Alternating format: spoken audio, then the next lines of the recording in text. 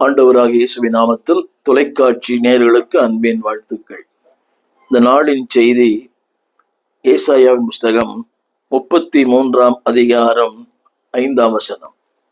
ஏசாயாவின் புஸ்தகம் 33ஆம் அதிகாரம் 5ஆம் வசனம். இது அதிகமாய் பேசப்படாத ஒரு வார்த்தை, ஒரு கேட்டிடாத ஒரு செய்தி. இந்த நாளின் செய்தியின் தலைப்பு என்னவென்றால், ஸ்டெபிலிட்டி ஆஃப் God's time. நம்முடைய காலங்களை உறுதிப்படுத்துகிறவர் கர்த்தர். இன்றைக்கு காலங்கள் என்பது மாறிக்கொண்டிருக்கிறது. ஒரு நாள் இன்பம், அடுத்த நாள் துன்பம். ஒரு நாள் ஆரோக்கியம், அடுத்த நாள் பலவீனங்கள். இதுதான் காலங்கள் என்பது மாறி மாறி வருகிறது. எனவே தான் கர்த்தருடைய வார்த்தை சொல்லுகிறது, நம்முடைய காலங்கள் அவர் கரத்தில் இருக்கிறது.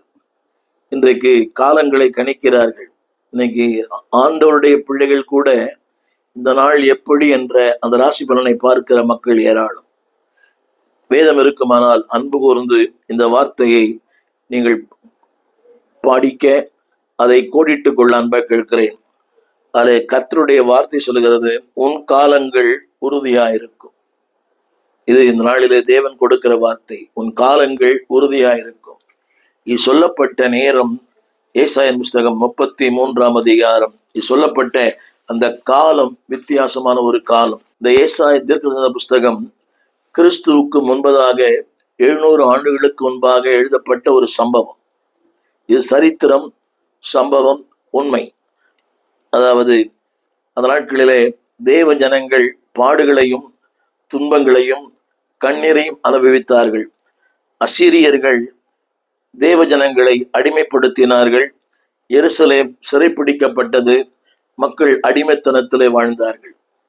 அது ஒரு இக்கட்டான ஒரு காலம், நெருக்கத்தின் காலம், துன்பத்தின் காலம். பார்வோன் காலத்தை போல ஜனங்கள் சிறைப்பிடிக்கப்பட்டார்கள்.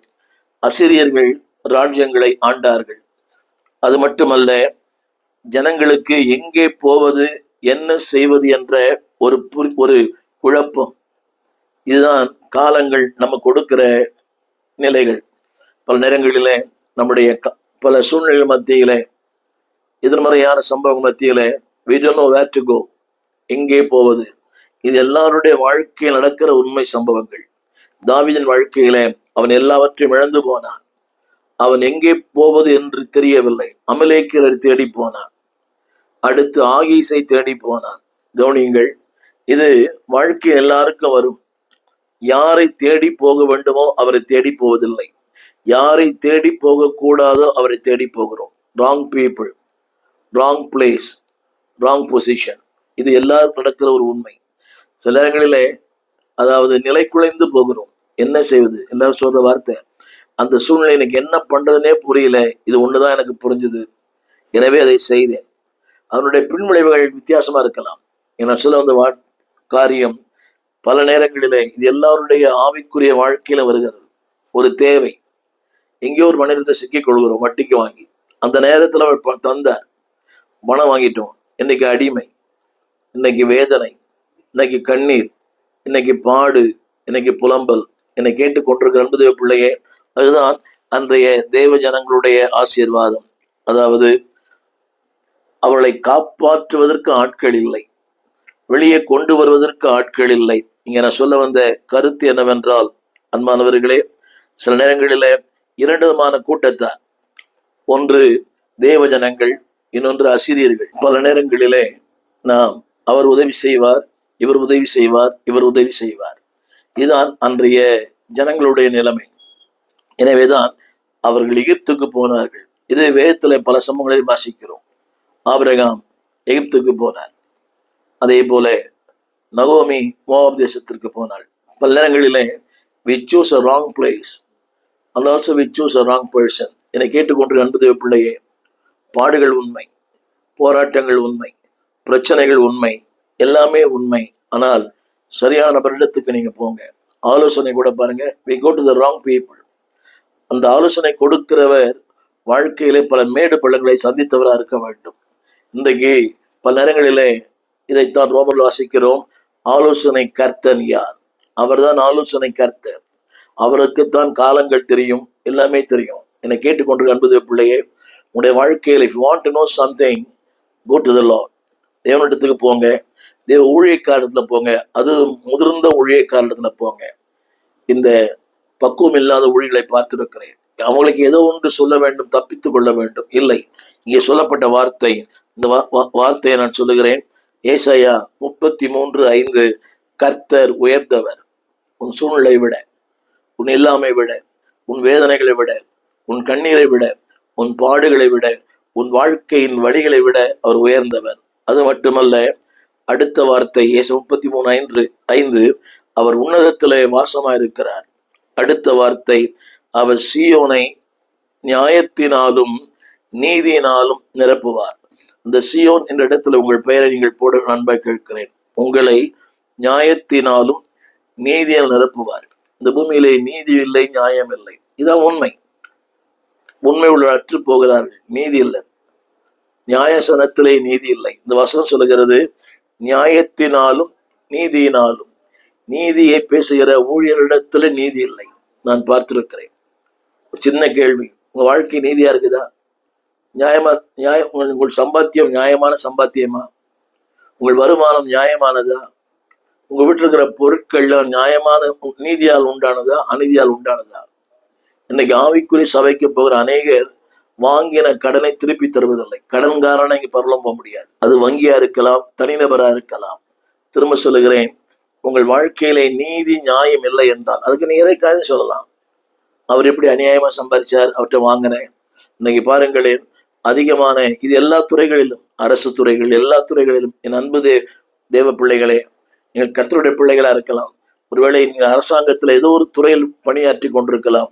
அன்பாய் கேட்கிறேன், உங்கள் வீட்டில் இருக்கிற பொருள் நியாயத்தினாலும் நீதினாலும் உண்டான ஒன்றா இருக்க வேண்டும். அப்படி இல்லை என்றால் உங்களுடைய வாழ்க்கை சிறைப்பிடிக்கப்படும். உங்களுடைய வாழ்க்கை ஒன்றுமில்லாமல் போகும். இன்னைக்கு நிறைய பேருடைய வாழ்க்கையில ஒரு சின்ன கேள்வி, நீங்கள் பயன்படுத்துகிற பொருட்கள், நீங்கள் பயன்படுத்துகிற வாகனங்கள் நீதியினால் உண்டானதா? சில நாட்களில் தொலைக்காட்சியிலே பார்க்கிறோம், இந்த வட்டி கொடுத்தவங்க, கட்ட பஞ்சாயத்து பண்ணவங்க, அவங்க எல்லாம் அடுத்த நாளே கொலை செய்யப்படுகிறார்கள். காலங்கள் மாறலாம், 20 ஆண்டுகளுக்கு பின்பும் அவர்கள் பழி தீர்க்கப்படுகிறார்கள். இந்த உலகமே பழி தீர்க்குமானால் தேவன் நிச்சயம் உங்களை நியாயம் தீர்ப்பார். அந்த வசனத்தை நான் படிக்கிறேன், நியாயத்தினாலும் நீதியினாலும் உங்கள் வாழ்க்கையை அவர் சந்திப்பார். திரும்ப திரும்ப சொல்லுகிறேன், அன்பு தேவ பிள்ளைகளே, எப்படிலாம் வாழ்ந்திருப்பீங்க, எப்படிலாம் இருந்திருப்பீங்க. இனி வரும் காலங்கள் கொஞ்சம். வாழ்க்கை குறுகினது. நாளை என்பது நம்முடையது அல்ல. வாழப்போகிற இந்த கொஞ்ச காலத்திலே நீதியினாலும் நியாயத்தினாலும் நிறைந்திருங்கள். அதுதான் தேவன் எதிர்பார்க்கிற ஒரு மாபெரும் எதிர்பார்ப்பு. வேற ஒன்றும் எதிர்பார்க்கல. உங்க பணத்தை எதிர்பார்க்கல, உங்க எதையும் எதிர்பார்க்கல. ஆஸ்தியை கேட்கல, அந்தஸ்தை கேட்கல, உன் பணத்தை கேட்கல. உன் வாழ்க்கையில ஒரு நீதியும் நியாயத்தையும் அவர் எதிர்பார்க்கிறார். எனவேதான் சொல்லப்பட்டிருக்கிறது அந்த வார்த்தை, அப்படிப்பட்டவர்களுக்குத்தான் காலங்கள் உறுதியாயிருக்கும். என்னுடைய செய்தியினுடைய அடுத்த குறிப்பை நான் சொல்ல விரும்புகிறேன். அன்பான தேவ பிள்ளைகளே, உங்களுடைய காலங்கள் ஒருவேளை அசையலாம். சில பேர் நீ சொல்லுகிற வார்த்தை, நீதியாய் வாழ்கிறேன், உண்மையா இருக்கிறேன், உத்தமமா இருக்கிறேன், மனசாட்சிக்கு பயந்து இருக்கிறேன். எவ்வளவு பேர் இருக்கிறாங்க. There are some people, எல்லா துறைகளிலேயுமே, அது காவல்துறையா இருக்கலாம், நீதித்துறையா இருக்கலாம், அதாவது அது வருமானத்துறையா இருக்கலாம், வணிகத்துறையா இருக்கலாம். There are some people, எனக்கு தெரிந்த பலரை பார்த்திருக்கிறேன், நீதியோடு நியாயத்தோடு வாழ்ந்தவர்கள். அவருடைய நிலை என்னவென்றால், அவருடைய சந்ததி இன்றைக்கு வாழ்ந்திருக்கிறது, சுகமாயிருக்கிறது. என்னுடைய மனைவியின் தாயார் மருத்துவத்துறையில ஒரு மிகப்பெரிய மருத்துவமனையில அவர்கள் லே செக்ரட்டரி என்ற வார்த்தைக்கு அந்த ட்ரெஷரர், அந்த மருத்துவமனையினுடைய முழு பொருளாதாரத்தை அவர்கள் நிர்ணயிக்கிற ஒரு பொறுப்பு. டெண்டர் கொடுக்கிறது, வாங்குவது. ஒருத்தரிய ஒரு மருத்துவமனையில் என்னெல்லாம் தேவைகள், அந்த உடைகள், உணவுகள், இல்லாவிட்டால் மருந்து பொருட்கள் எல்லாவற்றையும், அதாவது அந்த பர்ச்சேஸ் பண்ணுகிற ஒரு வேலை. எனக்கு தெரிந்த அளவுக்கு வாழ்க்கையிலே நீதியும் நேர்மையாய் வாழ்ந்து மரிக்கும் போது ஒரு கூரை வீட்டிலே மரித்தார்கள். வாகனங்கள் இல்லை, வசதிகள் இல்லை, அவங்க வீட்டில் டிவி கூட இல்லை. அன்பானவர்களே, நல்லா சொல்ல விரும்புகிறேன், அப்படிப்பட்ட ஒருவர் தன் கணவரோடு சைக்கிள்ல தான் அவர் கணவர் கொண்டு போய் விடுவார். அவர் ஒரு போதகர். இன்றைக்கு அவருடைய குடும்பங்கள் தழைத்தோங்கி இருக்கிறது, அவருடைய சந்ததி தழைத்தோங்கி இருக்கிறது.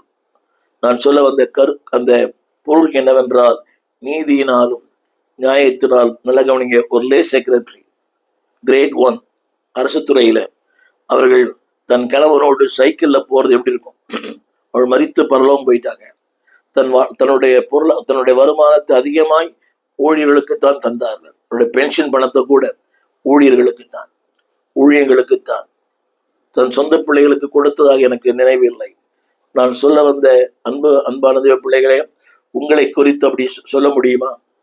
உங்களை குறித்து உங்கள் பிள்ளைகள் சொல்ல முடியுமா? உங்களை குறித்து உங்கள் சந்ததி சொல்ல முடியுமா? என் தாய் இப்படி இருந்தாள், என் தகப்பன் அப்படி இருந்தான். திரும்ப சொல்லுகிறேன், நீதியினாலும் நியாயத்தினாலும் இன்றைக்கு சிறப்பாய் இருக்கிறார்கள். அந்த சிறப்பு எப்படி வந்தது? நீதியாய் வந்ததா?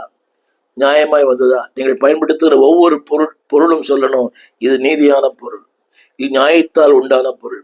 திரும்ப சொல்லுகிறேன், வேதம் சொல்லுகிறது, வஞ்சனையினால் வந்த போஜனம் இன்பமாயிருக்கும், பின்பு அவன் வாய் பருக்களால் நிறைக்கப்படும். எனவே தேவன் சொல்லுகிற அந்த வார்த்தை என்னவென்றால், அன்பானவர்களே, இந்த 2 கூட்டத்தார், ஒன்று எகிப்தை தேடி ஓடுகிறவர்கள், இன்னொன்று தேவனை தேடி ஓடுகிறவர்கள். நீங்கள் யாரை தேடி ஓடுகிறீர்கள்? தேவன் சொல்லுகிறார், அவரை தேடி ஓடும் போது வார்த்தை சொல்லுகிறது, உன் காலங்கள் உறுதியாயிருக்கும். இதை நீங்கள் அறிய வேண்டும் என்று விரும்புகிறேன். ஆரம்பத்தில் சொன்னேனே, வாழ்க்கை குறுகினது. யோபின் புஸ்தகம் 14ஆம் அதிகாரம் 1 வசனம், அந்த வார்த்தை இப்படி சொல்லுகிறது, சிறிடத்தில் பிறந்தவன் வாழ்நாள் குறுகினவன். எவ்வளவு பெரிய ஆளா இருங்க, வாழ்க்கையின் உயர்ந்த நிலையில் இருங்க, வாழ்நாள், life is short but eternity is long. இந்த வாழ்க்கை குறுகினது, வாழப்போகிற வாழ்க்கை நீளமானது. வாழ்க்கை குறுகினதும் சஞ்சலம் நிறைந்தவனமா இருக்கிறான். நினைக்கலாம் உயர்ந்த நிலை, நீங்க யூஎன்ல கூட பண்ணலாம், அரசாங்கத்தினுடைய எந்த துறையிலும் பணியாற்றலாம். ஆனால் சஞ்சலம் நிறைந்த ஒரு வாழ்க்கை. இந்த அரசத்தில் இருக்கிற அதிகாரி தெரியும், என்றைக்கு அவள் பந்தாடப்படுவார்கள் தெரியாது. ஒரு ஐஏஎஸ், ஒரு ஐபிஎஸ், அவர் என்றைக்கு எந்த இடத்துக்கு மாற்றப்படுவார் என்று அவருக்கே தெரியாது. சில நேரங்களிலே அன்பானவர்களே, ஒரு பொருத்தமில்லாத ஒரு பதவி, அது எந்த விதமான பயனற்ற ஒரு பதவி, அது எல்லாருக்கும் வருகிறது. ஒரு நல்ல நிலையிலிருந்து ஒரு கலெக்டரா இருந்து இன்னொரு துறைக்கு அதிகாரியா இருப்பது எவ்வளவு கஷ்டம்.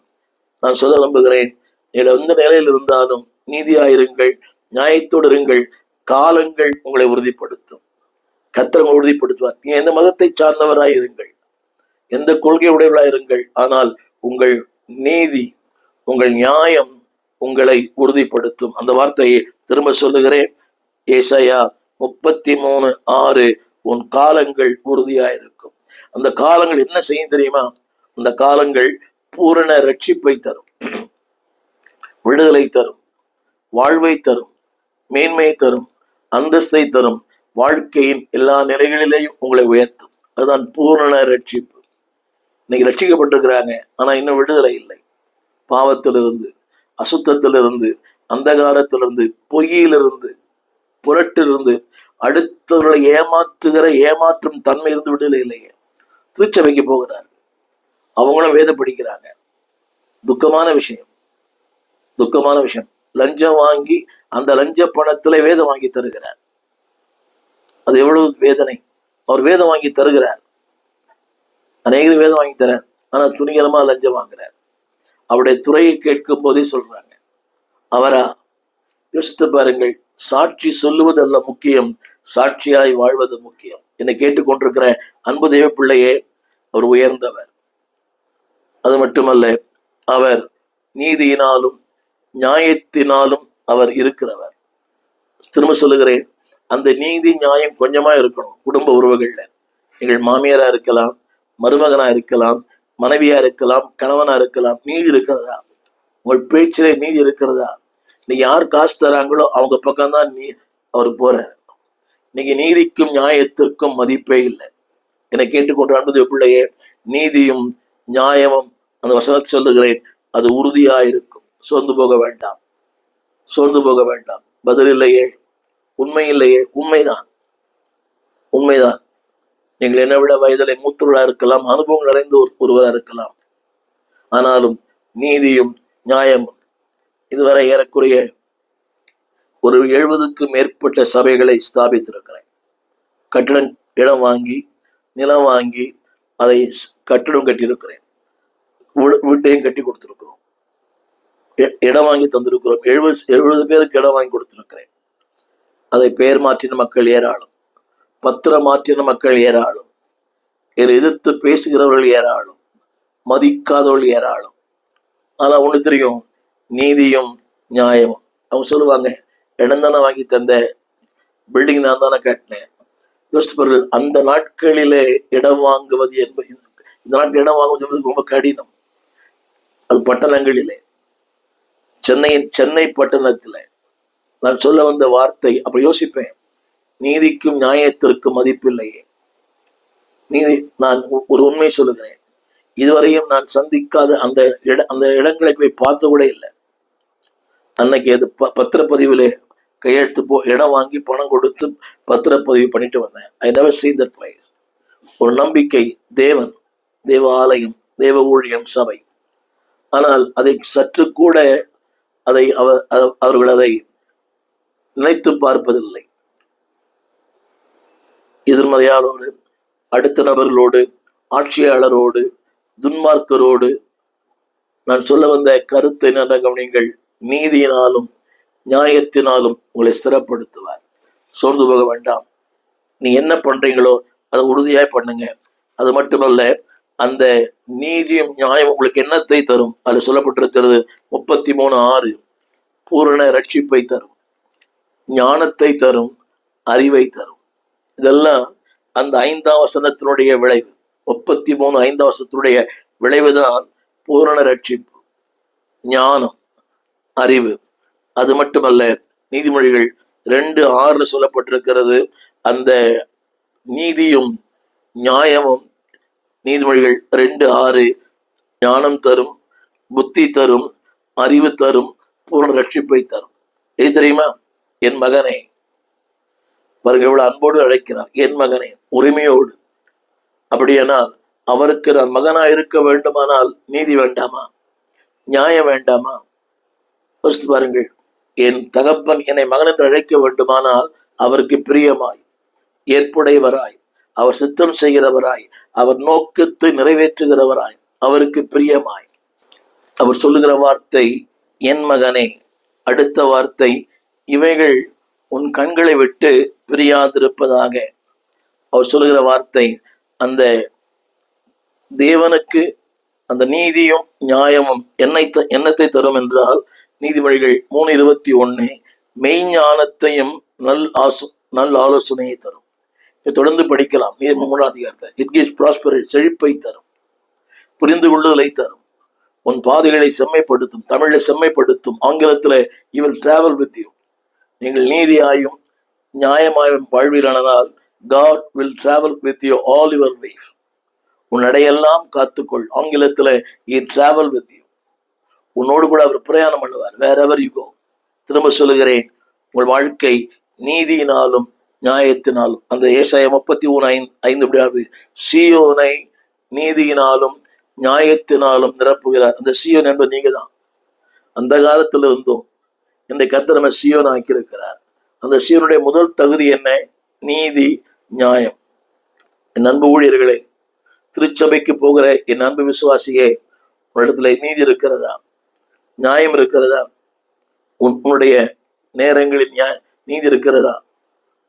திருச்சபைக்கு போகிறாயே, தேவனுக்கு நீதியா வாழறியா? உன் அந்தரங்க வாழ்க்கை நீதியா இருக்கிறதா? உன் அரங்க வாழ்க்கை நீதியா இருக்கிறதா? உன் பொருளாதாரம், உன் தசமபாகம், காணிக்கையில நீ நியாயமா இருக்கிறியா? நீ வாங்குற சம்பளத்திற்கு நீ கொடுக்கிற காணிக்கைக்கும் சம்பந்தமே இல்லை. கேட்டா அவருக்கு என்ன குறை? பவுல் சொல்லுகிறான், என் குறைச்சலிலும் நான் உபகாரத்தை நாடாமல் உங்கள் கணக்குக்கு பலன் பெருக வேண்டும் என்று நாடுகிறேன். அதாவது பவுலுக்கே குறைச்சல் இருந்துதான். பிலிப்பியர் 4ஆம் அதிகாரம், என் குறைச்சலிலே 2 தரம் நீங்கள் எனக்கு உதவி செய்தீர்கள். யோசித்து பாருங்கள், ஒரு பவுல் செல்வ சீமான், ஆனால் அவர் சொல்லுகிறார், அவர் நான் உபகாரத்தை நாடவில்லை. நினைக்கிறீங்க காணிக்க தருவது ஊழியக்காரனுக்கு எங்கள் பண்ணுகிற உபகாரம்? நெவர். அது உபகாரம் அல்ல. உங்களுடைய வாழ்க்கையிலே அன்பானவர்களே, உங்கள் காலங்களை கர்த்தர் உறுதிப்படுத்துவார். திரும்ப திரும்ப அந்த வார்த்தையை நான் 100 முறை சொன்னாலும் எனக்கு அதுல ஒரு மாற்று கருத்து இல்லை. உன் காலங்கள் உறுதிப்படுத்துவார்.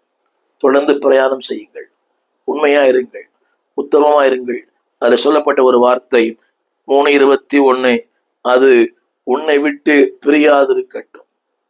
கொஞ்ச நாள் நீதியா இருந்தோம், கொஞ்ச நாள் நியாயமா இருந்தோம், அடுத்து அதுக்கு பலன் கிடைக்கல, அதற்கு பரிகாரம் கிடைக்கல, அதற்கு வரவேற்பு கிடைக்கல, அதற்கு புகழ் கிடைக்கல, அதுல பாராட்டு கிடைக்கல, டசன்ட் மேட்டர், பிரியாதிருக்கட்டும், அவர் பார்க்கிறார்.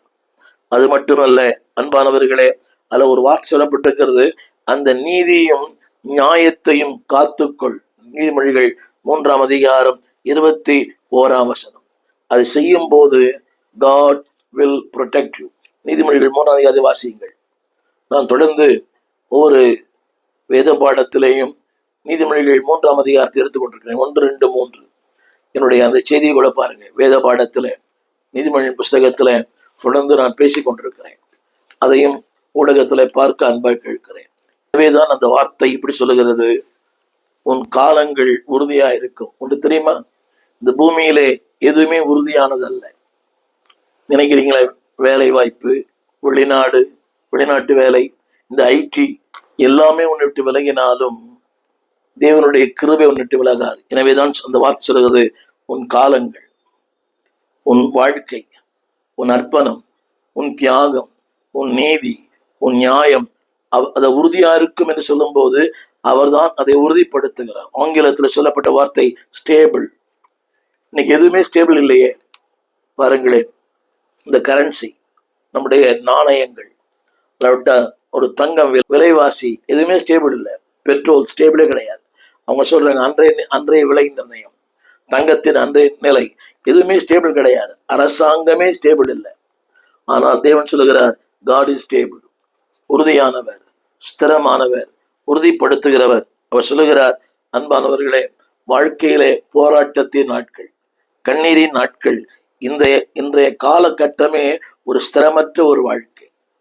அரசியல் ஸ்திரம் இல்லை, ஆட்சியாளர்கள் ஸ்திரம் இல்லை, மக்கள் ஸ்திரம் இல்லை. யோசித்து பாருங்கள், ஒரு காலத்தில் உங்களுக்காக பேசினார்கள், உங்களுக்காக வாழ்ந்தார்கள்.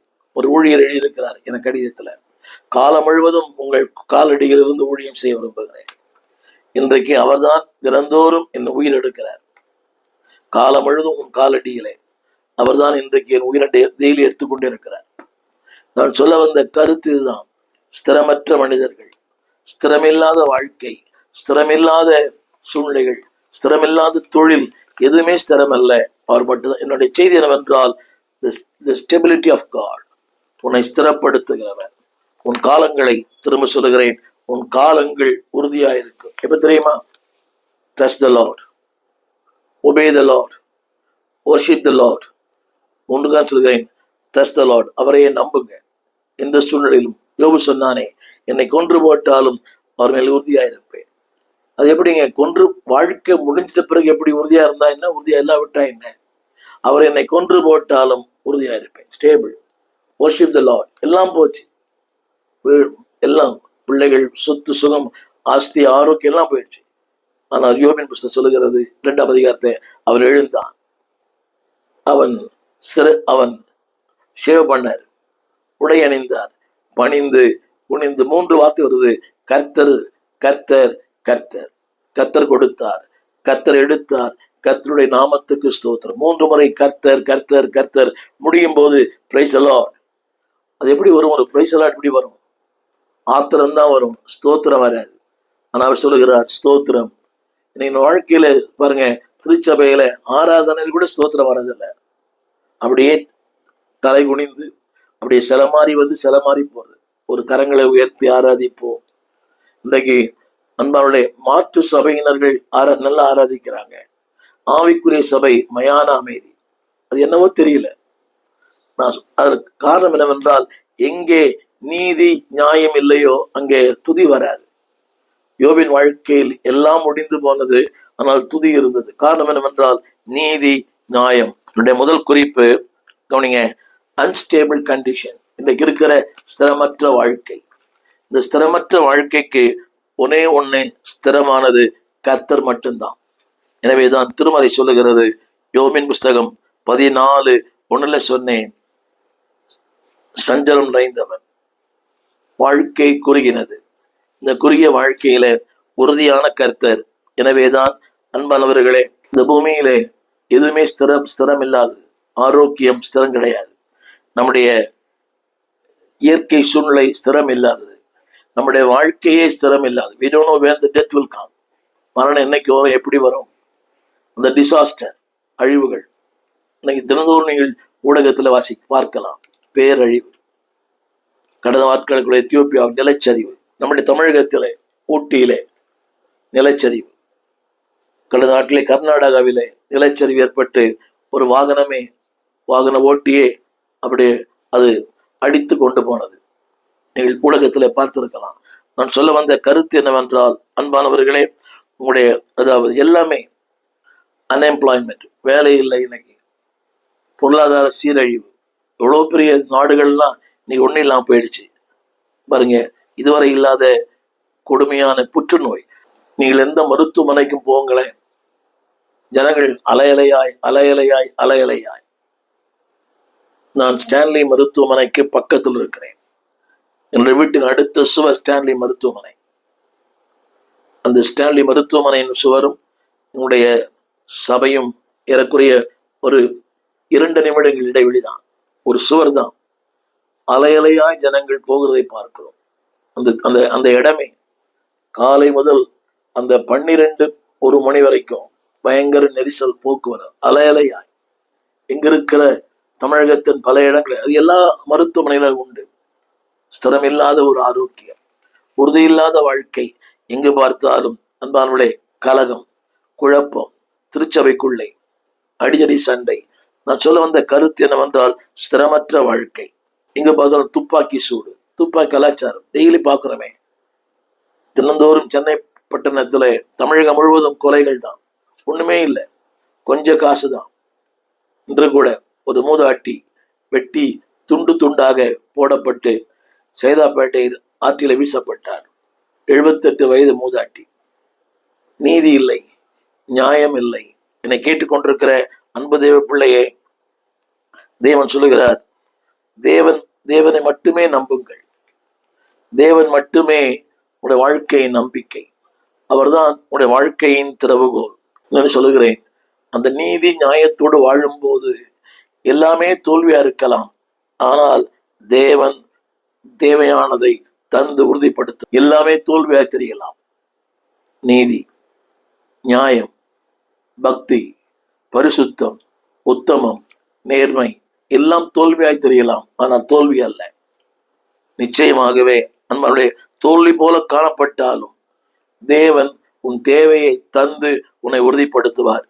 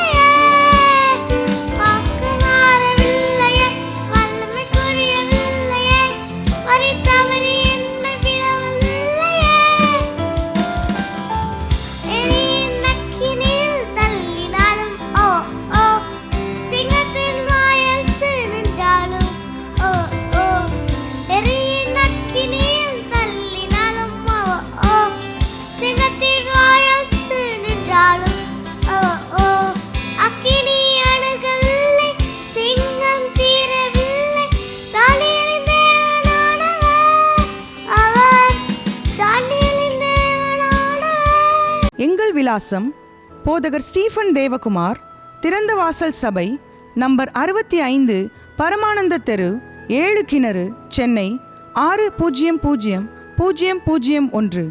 தொடர்புக்கு 9841839287. மேலும் 0444318330. எங்கள் மின்னஞ்சல் stephenopendor@gmail.com. எங்கள் தேவ செய்திகளை யூடியூப் சேனலில் பார்த்து பயனடையுங்கள். தேவன் உங்களை ஆசீர்வதிப்பாராக.